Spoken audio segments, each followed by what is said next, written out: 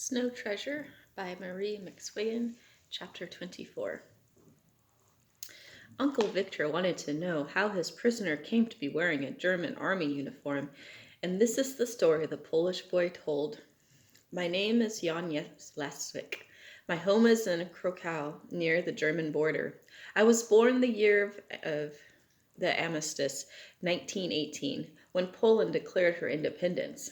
Until last summer, I was a student of language at the University of Krakow. Always I wanted to go to America, where I could practice my English and study it further. But there were 6 in our family, and to spare the money was out of the question. My sister went to Pittsburgh to marry one of our countrymen. My grandmother was already living there. When grandmother died, she left me some money. The legacy was in a bank in Pittsburgh, and it was easier if I'd go there to get it. So I was to have a year of study in America after all.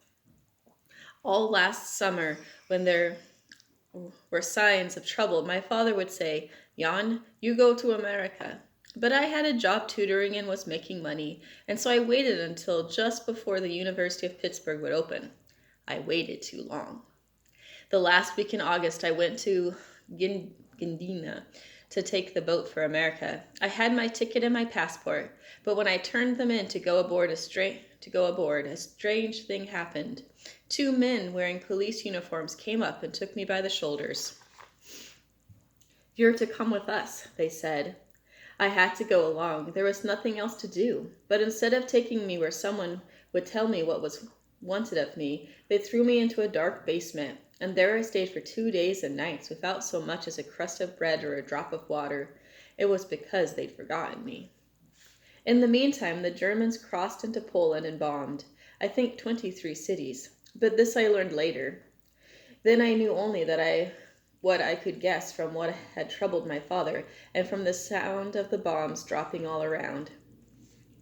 After 2 days they remembered about me and brought me food and water. I inquired what had happened, and they told me that Germany and Poland were at war. I asked about my ticket and passport, and they only shrugged. The boat left on schedule, they said. Jan Lasik was aboard. Little by little I began to understand. They had wanted my passport for someone else, so I was locked up, and that other is masquerading in the United States, doing I don't know what harm. The men who arrested me were not Polish, but German secret police in uniforms they brought with them from their own country. For in the house where I was kept prisoner, I saw every kind of uniform or costume you could think of. There were disguises for clergymen, even the robes for a bishop. Men's formal dress included the ribbons and medals of a diplomat. For the women were all kinds of clothing, from the cap and apron of a parlor maid to the furs and jewels of a countess. One of the people in that house wore the black dress and inverted collar of a cleric. Here is one who will help me, I thought, before I knew about the disguises. This man of God will advise me in my troubles. One day when I had a chance, I spoke to him. "I'm being kept here against my will," I said. "Will you help me to get back to my own people?" He laughed to put me to shame.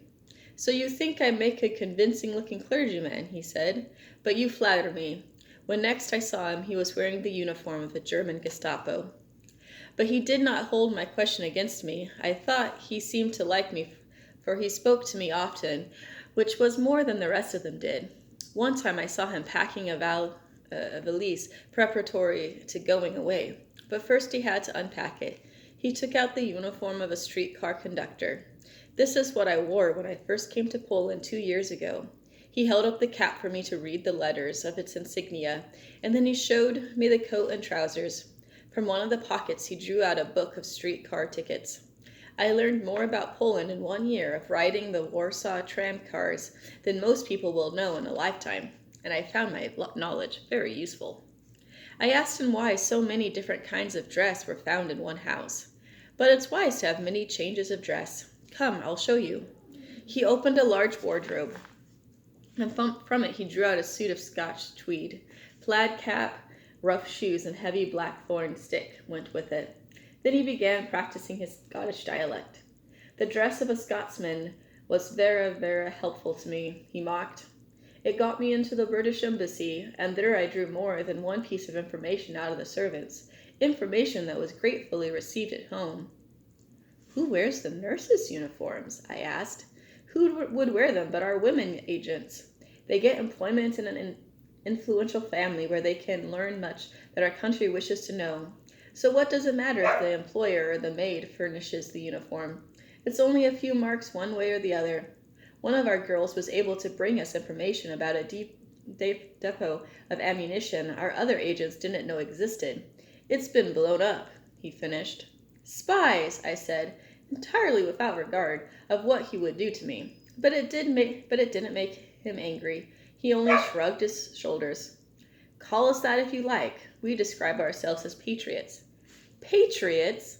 Yes, you can call yourselves that if you mean coming into a peaceful country and getting control of it by lies, sneakiness, bribery, and corruption.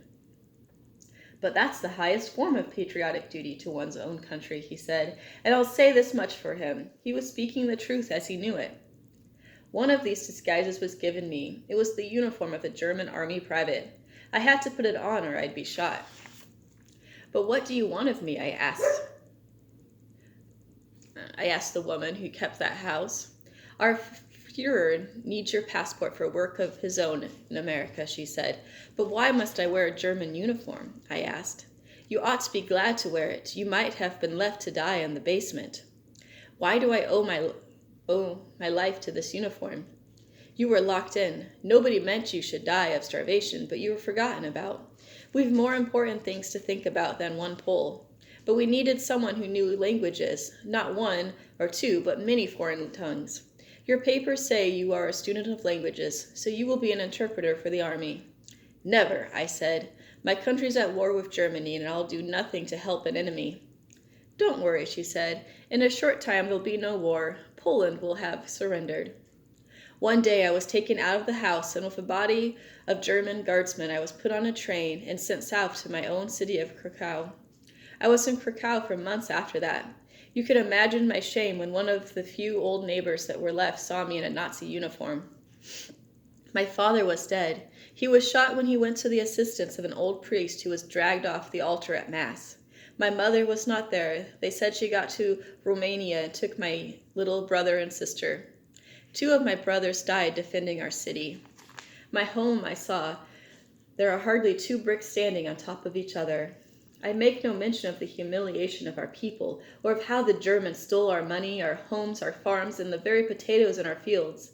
I say nothing about what they did to our priest, or of how they took our young men and made them work at hard labor for themselves, nor of how they turned the women and children out of their houses overnight, and sold those houses to people in Germany. All these things I saw with my own eyes. Me, they treated with civility. Always I've had enough to eat and a bed. I translate orders from the officers into whatever language is needed for posting to the civilian population. Polish there, Norwegian here. If I refused, they'd shoot me, and all the while I'm hoping to live for Poland.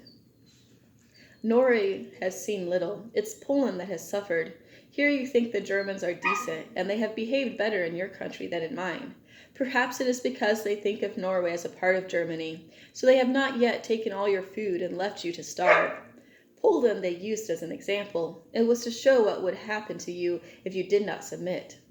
Now you know why I am not spying on you to tell the Germans and win a promotion. You know why I've watched your children, because if you belong to a country that has been invaded as mine has, then you are drawn in sympathy to people that have similarly suffered. You know why I must get to America.